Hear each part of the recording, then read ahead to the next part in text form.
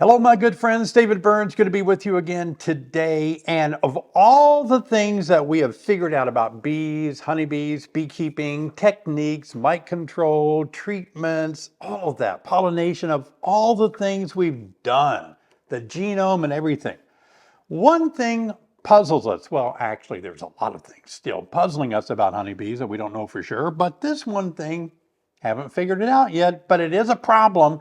And today I want to talk to you about it because it can be a problem that you're going to wrestle with this year. I'm going to give you some pointers. Stay tuned. Some pointers how to possibly reduce it and eliminate the problem. Can't really say eliminate because I don't know for sure if you can ever eliminate it, but we can certainly implement some things that can greatly reduce it. This is for both the new beginner, by the way, and it's for the existing beekeeper, because sometimes it happens when you make splits as well. So let's get started right away. One of the things I'm talking about, going to be two things. That's four. Going to be two things, and that is absconding. Do you know the word absconding?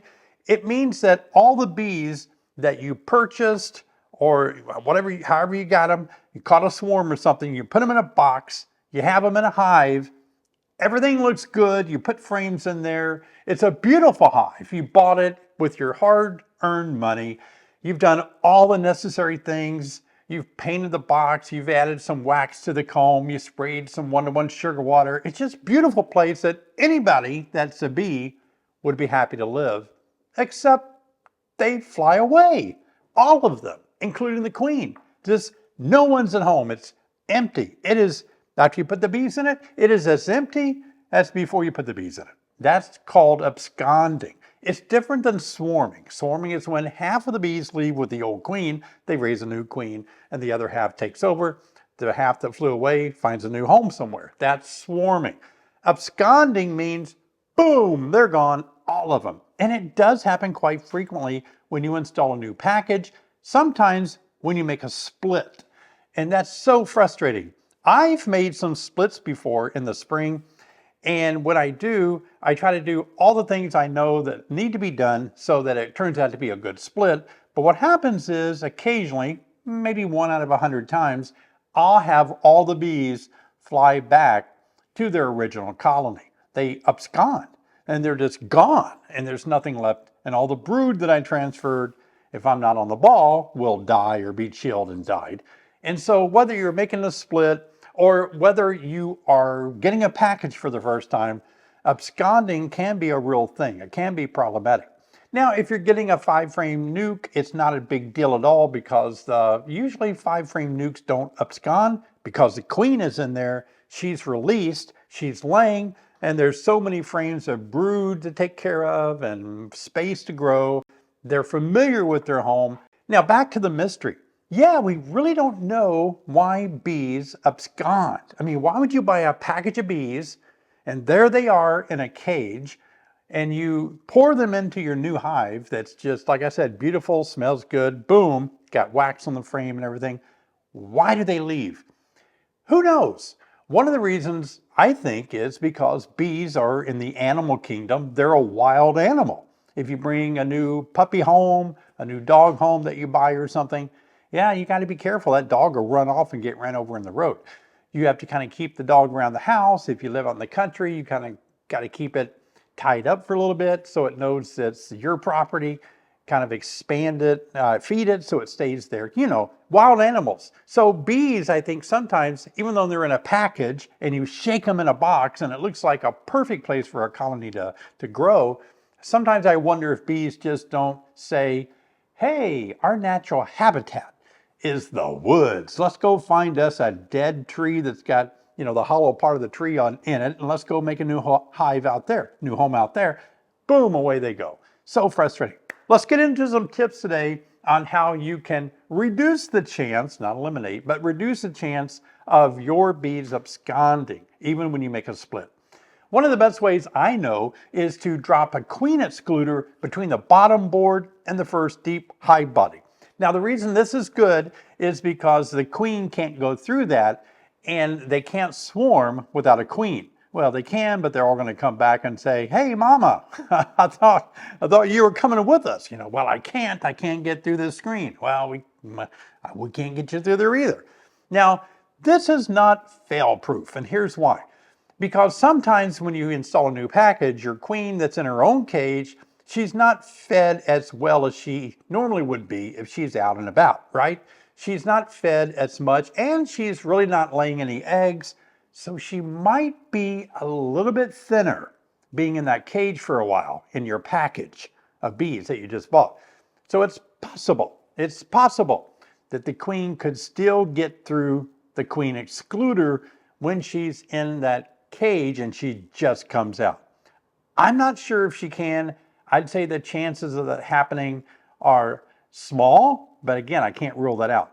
But I've done it so many times now just to safeguard from my bees absconding, and I've never lost a hive absconding with that queen excluder on. Now, listen, you can't leave that queen excluder on forever. I'd say about 10 days is your maximum time. Because if you leave it on there longer, you're going to get it plugged up full of drones. Drones can't go through it. It's going to be messy. So leave it on there about a week to 10 days. That's all you really need to get this new package or this split sort of established so that they know this is their new home and they won't go anywhere. Now, before we get into the next tip, let me encourage you to please subscribe. I would appreciate it. Bobblehead David is back on the scene today saying, please subscribe. Now, the next thing I want to tell you about is a good way that I feel that can help bees not abscond, and that is to spray some sugar water, 1-to-1, a little bit, mist it. Mist the frames, like the foundation, they haven't drawn out if you got a new hive, there's no comb in there yet.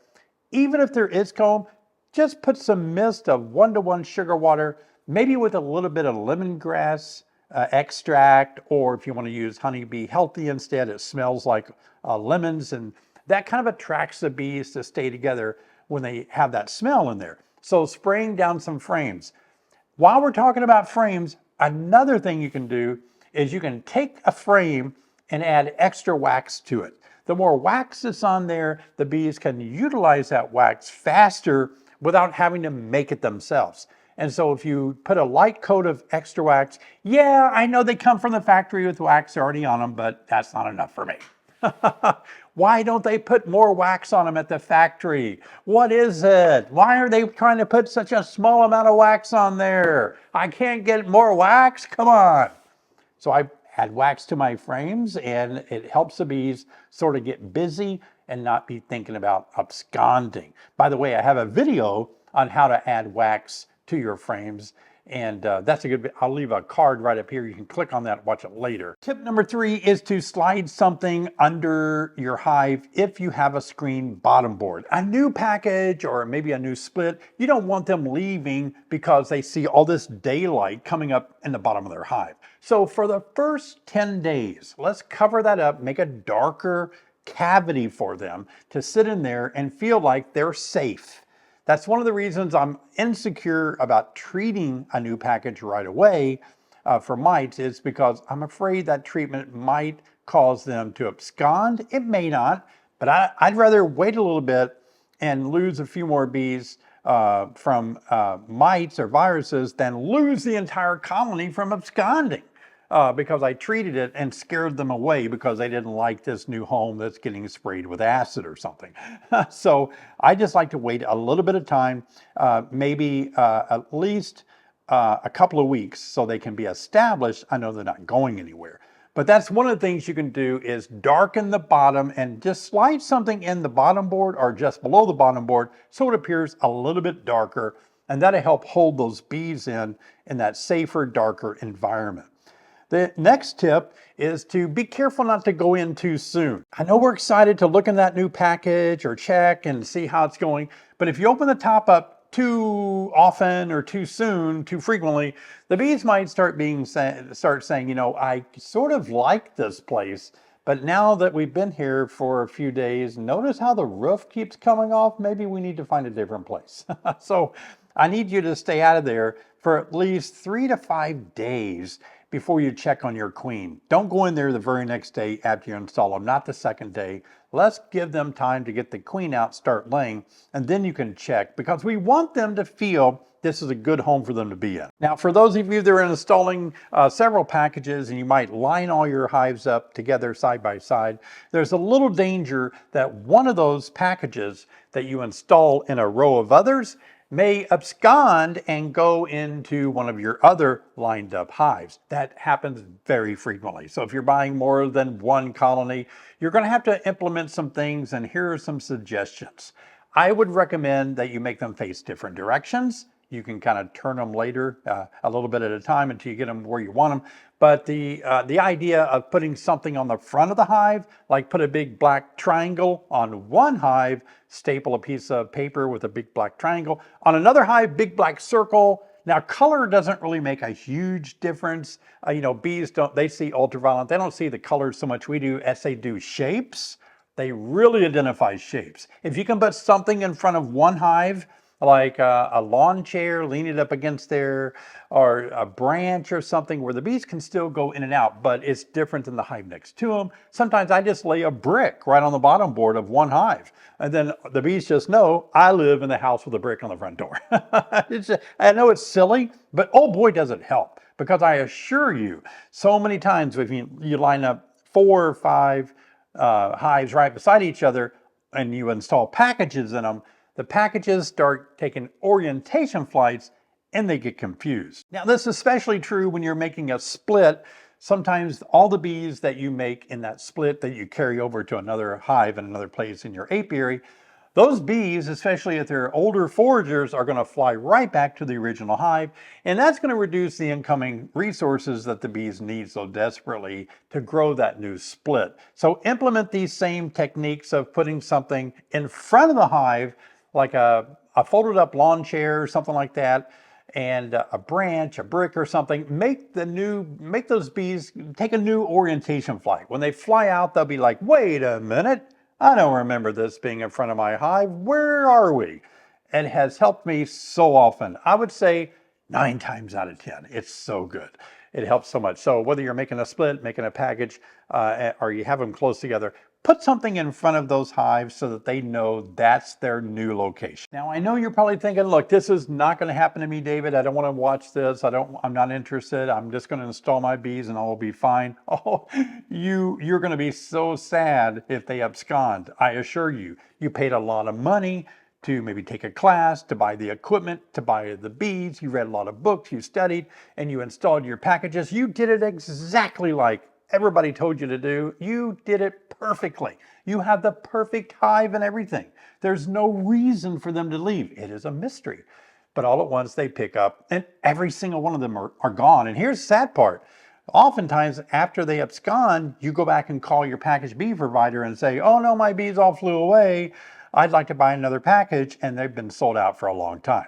And so you just simply are kind of screwed for the year until you can get around next year, unless you're lucky enough to find somebody that may still have a nuke for sale or maybe packages, but it's pretty much over if they abscond late in April or May when the bee supplies are pretty much done supplying bees. I enjoy answering questions on the comments here on YouTube. Leave a comment, I appreciate it. I want you to know that I can't answer all the questions because you're so good about leaving so many that I do have other things in my life that I do besides answer comments. So I would love to do that.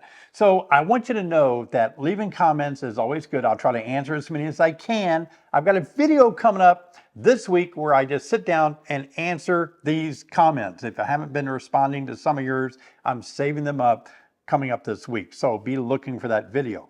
But a lot of you are asking me questions and asking me to make videos of things I've already made videos on and I've already answered in a previous video. Guys, I've made, I don't know how many videos, 400, 500, 600 videos. And so before you suggest I make a video on a certain subject, look through my inventory of all my videos. Go to my YouTube channel, the YouTube that you're watching now, and you see the little icon, the little picture that symbolizes who I am. It's a picture of me and Sherry right next to our title of the YouTube channel. If you click on that, that takes you to our channel. And then from that channel, click on videos. And then look at the plethora of videos available for you to look through. I've got them all right there. There cannot possibly be something that I haven't done a video on. Okay, there is.